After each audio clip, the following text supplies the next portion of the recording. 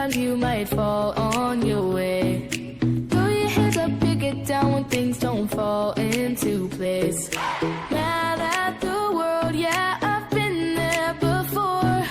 Lost and confused and thinking that you can't take anymore. No, no, no, don't worry about nothing, oh, it's all gonna be good.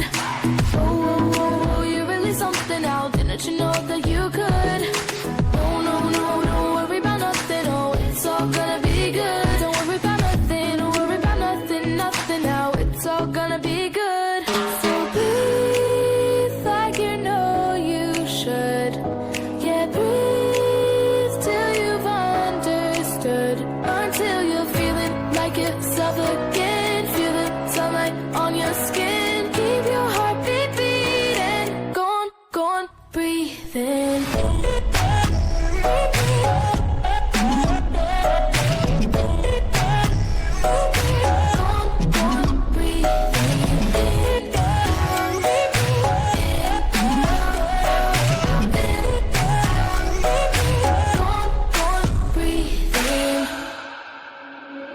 Take a look around here right now, you remember this time.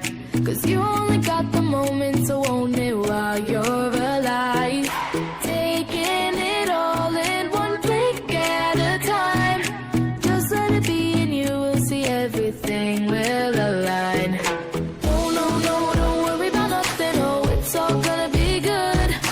Oh, oh, oh, oh, you're really something now, didn't you know that you could? No, no, no, don't worry about nothing, oh, it's all gonna be good. Don't worry about nothing, don't worry about nothing, nothing now, it's all gonna be good. So breathe like you know you should. Yeah, breathe till you've understood. Until you're feeling like yourself again. Feel the sunlight on your skin. Keep your heartbeat beating. Go on, breathe in.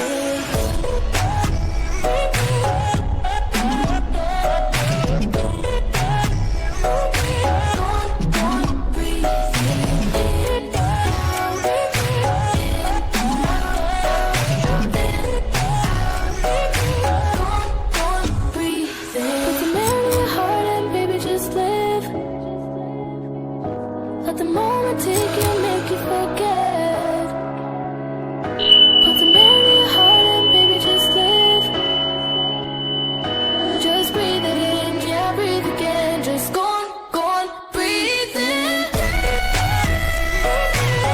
Oh no, no, no, no, no. Breathe in, breathe in, breathe in. Go on, breathe in.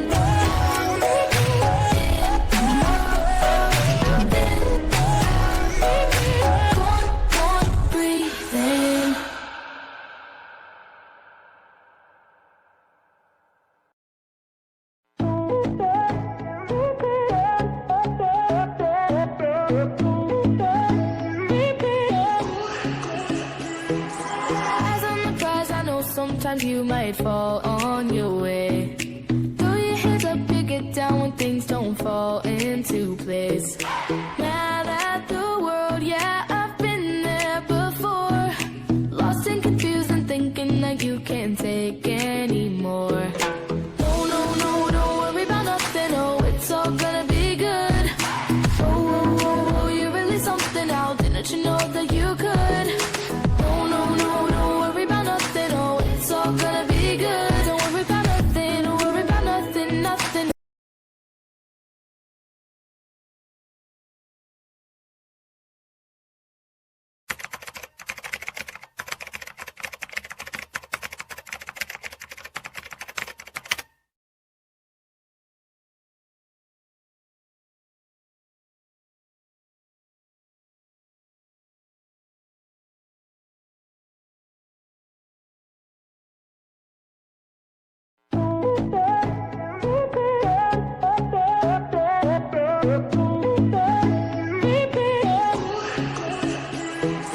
Eyes on the prize, I know some.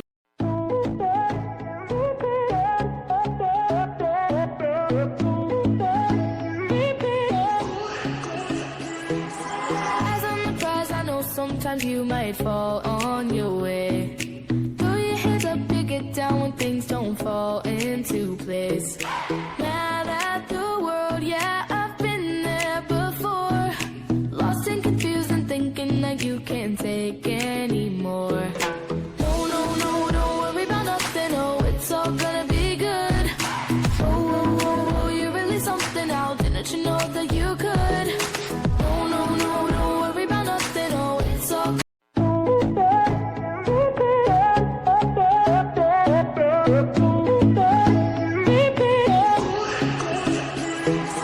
Eyes on the prize, I know sometimes you might fall on your way. Throw your hands up, you get down when things don't fall into. Waalaikumsalam.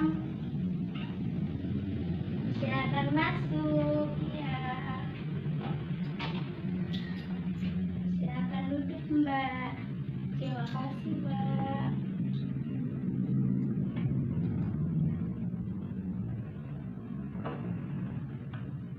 Ini Mbak Nufus yang kemarin ngechat saya lewat WA itu ya? Iya, Mbak. Bagaimana kabarnya Mbak Nufus? Alhamdulillah baik. Tapi pikiran saya sedang tidak baik-baik saja, Mbak. Baiklah Mbak Nufus, kalau nanti bisa Mbak ceritakan permasalahan Mbak kepada saya. Baik, Mbak. Kalau boleh saya tahu, Mbak Nufus ini tinggal di mana ya? Saya tinggal di Serang, Mbak.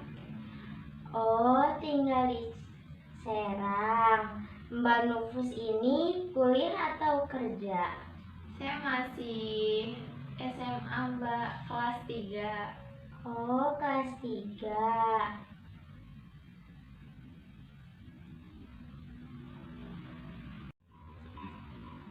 Baiklah, kalau boleh saya tahu, Mbak Nufus dapat nomor saya dari mana ya? Saya dapat nomor Mbak dari teman saya, Mbak. Oh, baik kalau begitu. Itu Mbak Nufus cari tahu sendiri atau direkomendasikan sama teman Mbak Nufus? Saya cari tahu sendiri, Mbak.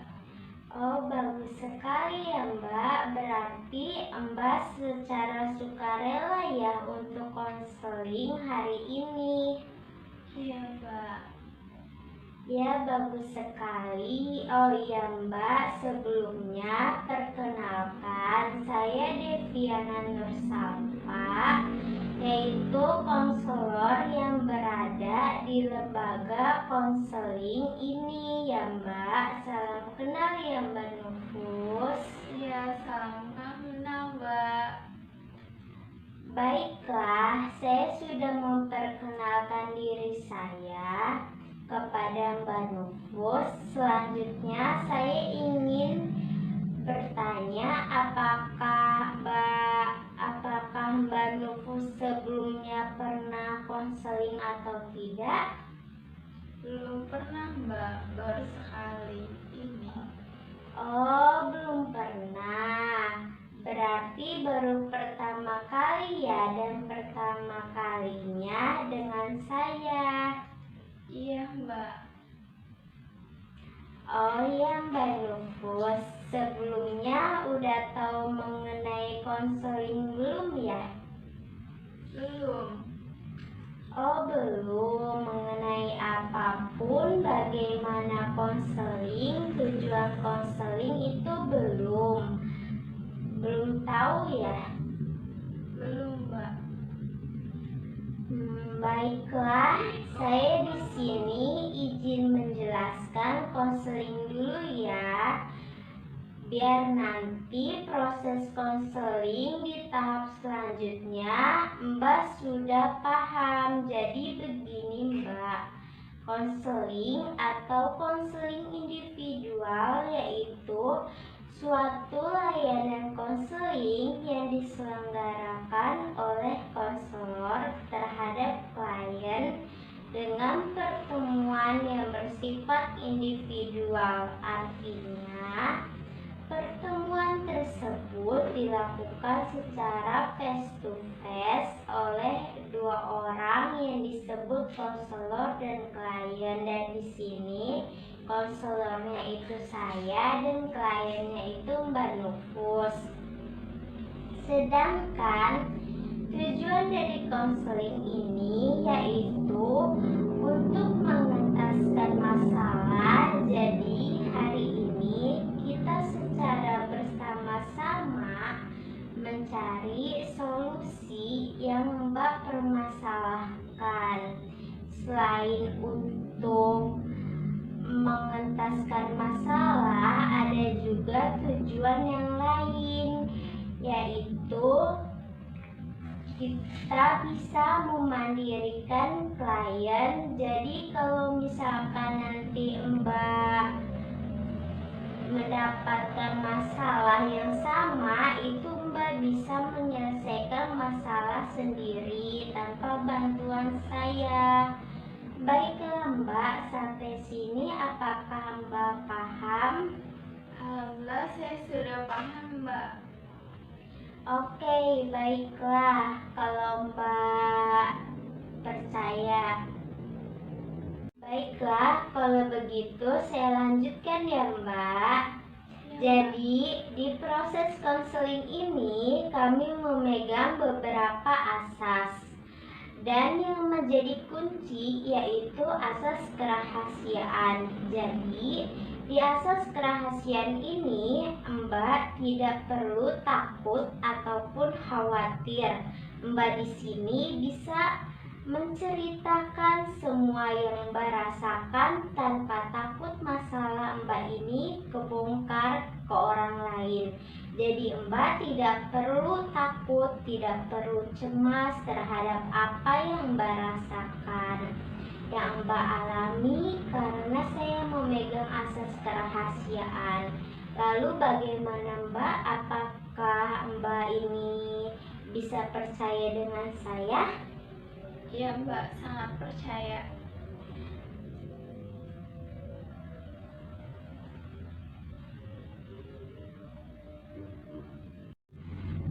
Oke, baiklah. Kalau Mbak sudah percaya dengan saya, terima kasih.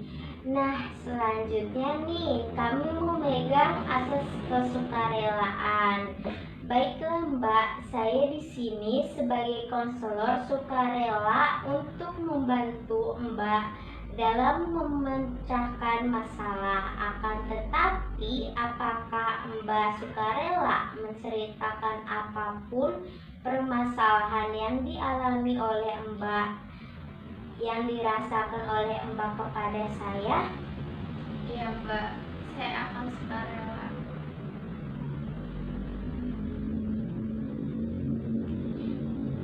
Alhamdulillah, kalau Mbak sukarela. Baiklah Mbak, kita sudah mencapai satu kesepakatan lagi. Di sini Mbak sudah percaya dengan saya, dan saya sukarela akan menceritakan permasalahan Mbak.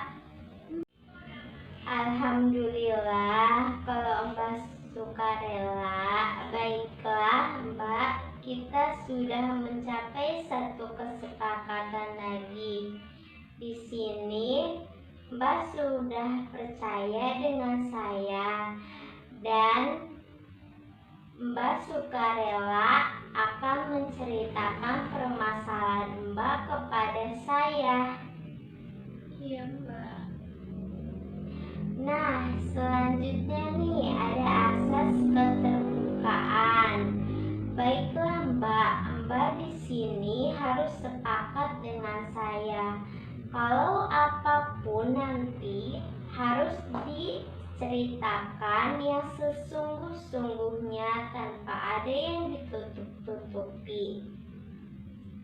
Yang diceritakan sesuai fakta-fakta yang sesungguhnya, yang Mbak rasakan, yang Mbak alami. Jadi saya minta Mbak untuk terbuka ya, menceritakan permasalahan pada saat nanti melakukan melakukan konseling individual ini. Nah, lalu ada yang terakhir nih Mbak, yaitu keputusan berada di tangan klien. Jadi harus kita sepakat bersama ya Mbak, harus kita satukan terlebih dahulu pemahaman kita bahwasannya apapun nanti keputusan berada di tangan Mbak.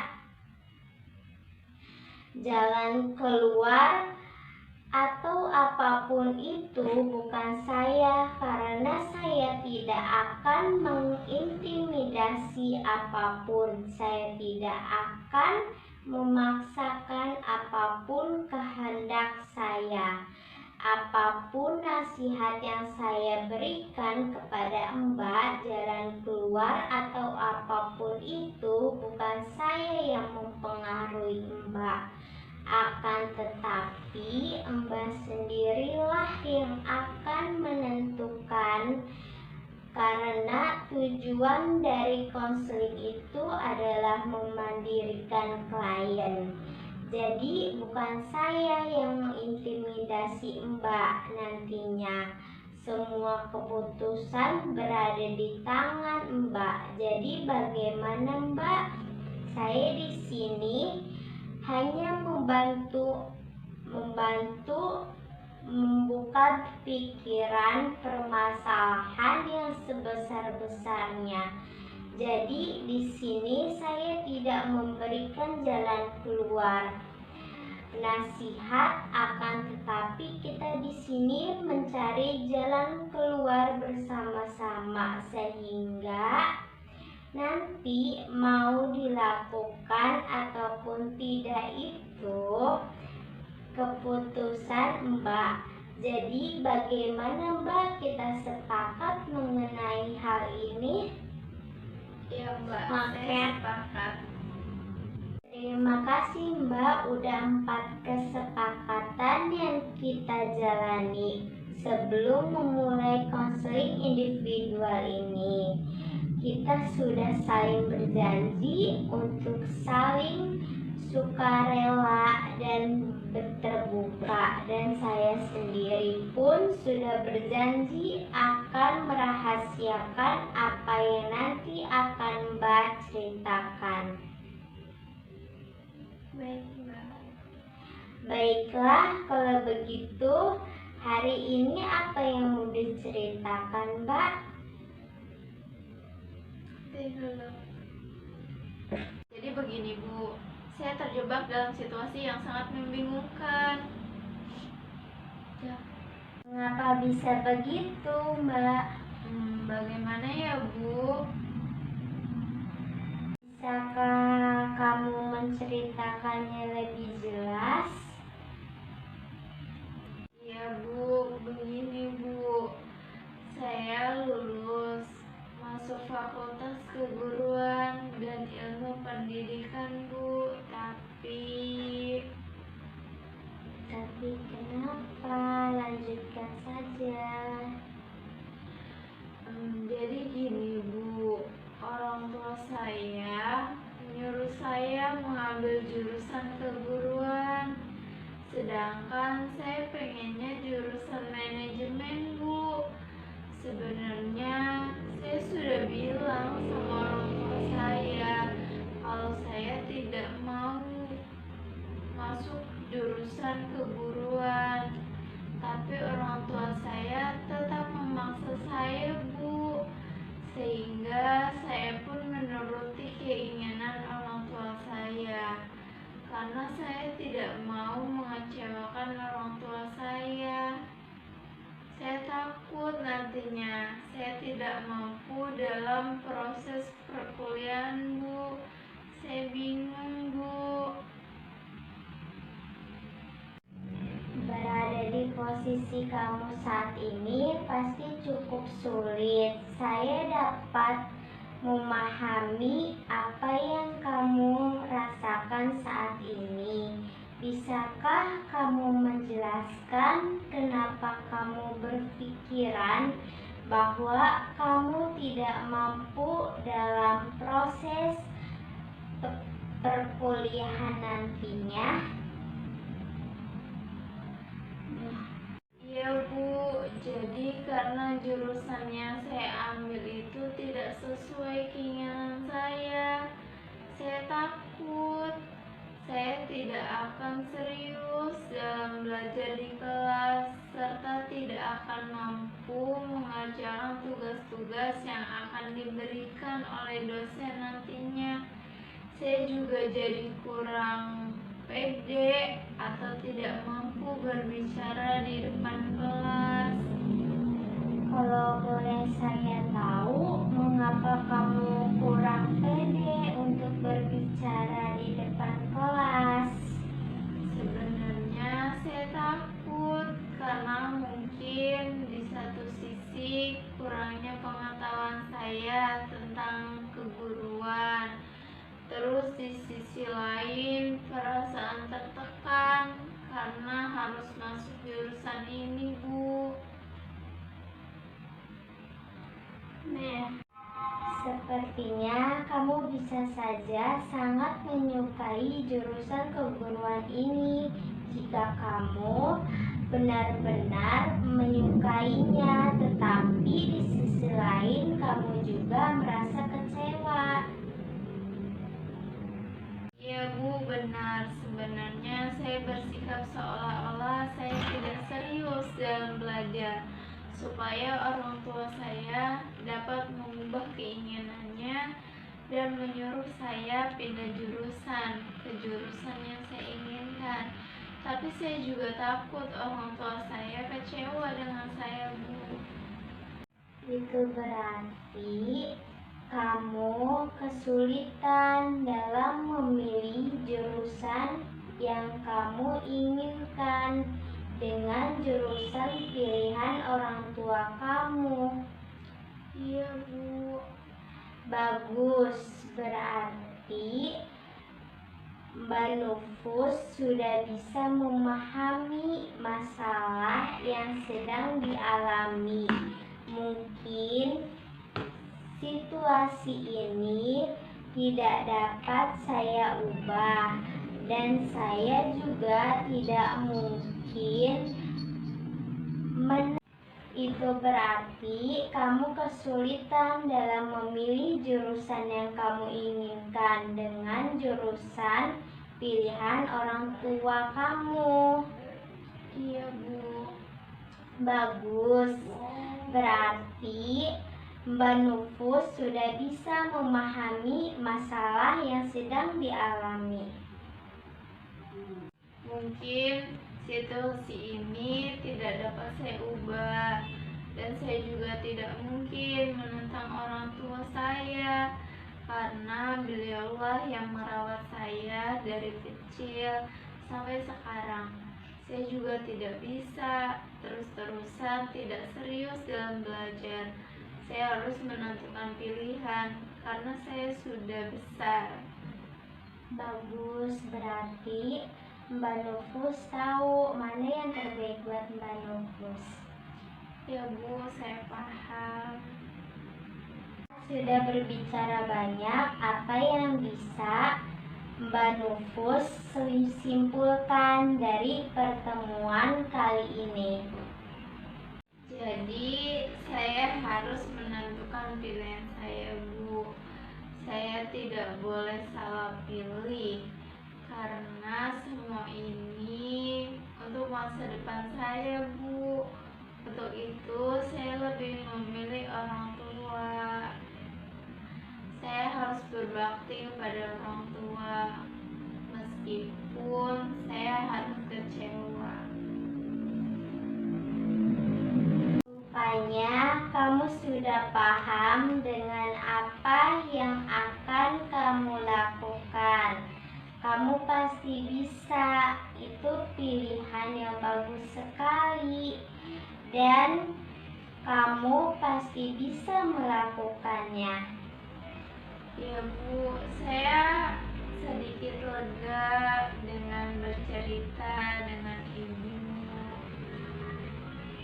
Jangan sungkan bukan? Jika Mbak Nufus ada yang ingin kita bicarakan bersama, datang saja menemui saya lagi. Baik, Bu, terima kasih. Sama-sama. Baik, Bu, saya pamit dulu. Terima kasih buat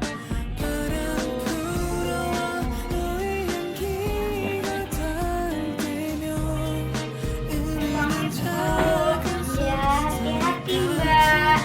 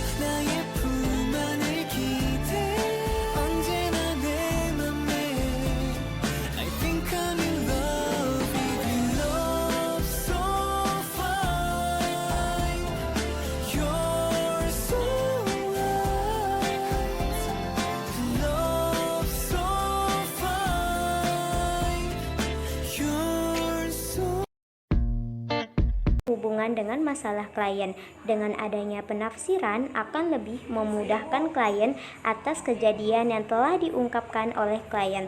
Sebaiknya konselor juga harus menyadari bahwa penafsiran hanyalah suatu kemungkinan yang terjadi.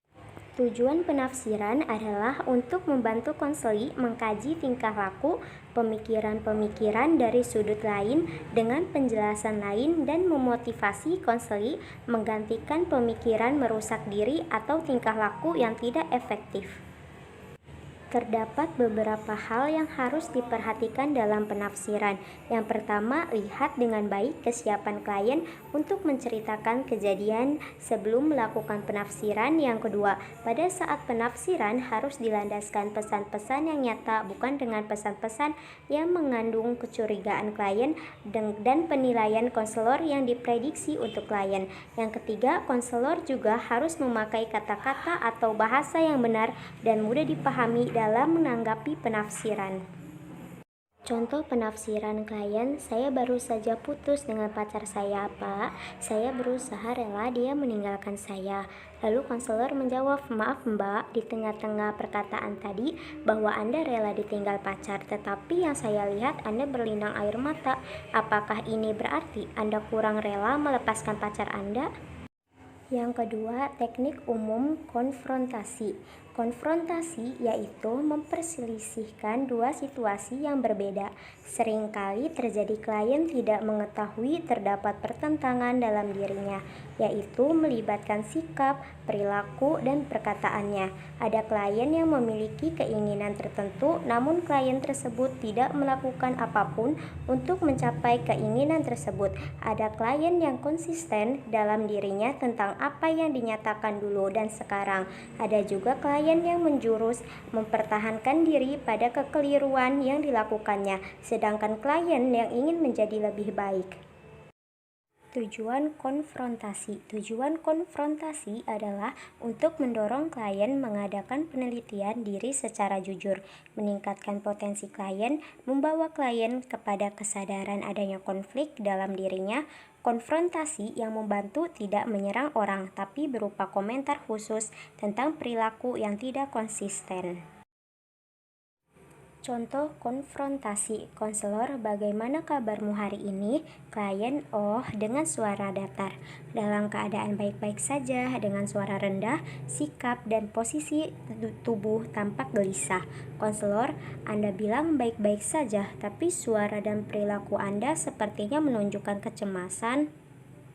Lalu, teknik umum konseling yang ketiga yaitu pemberian informasi. Pemberian informasi adalah kegiatan yang memberikan pemahaman kepada individu-individu yang berkepentingan tentang bagaimana hal yang diperlukan untuk menjalani suatu tugas atau kegiatan, atau untuk menentukan arah suatu tujuan atau rencana yang dikehendaki.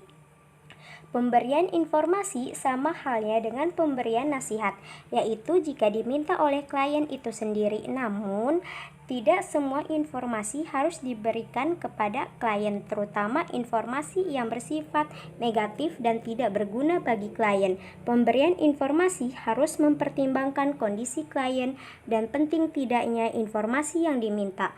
Apabila informasi yang diminta berkaitan dengan permasalahan yang dihadapi, maka konselor wajib memberikan setepat, sejelas, dan sesederhana mungkin agar mudah difahami. Berbeda dengan informasi yang bersifat umum, apabila konselor tidak dapat memberikan jawaban dengan lengkap dan benar, paling tidak konselor bisa menunjukkan di mana dan bagaimana klien bisa mendapatkan informasi yang dibutuhkannya. Karena tidak baik bagi konselor untuk memaksakan berbagi informasi yang kurang dikuasainya. Contoh pemberian informasi. Klien, saya lulusan SMP. Bagaimana saya mendapatkan pekerjaan yang cocok? Lalu konselor menjawab, saya tidak persis tahu. Bagaimana kalau Anda tanya ke Departemen Pekerjaan?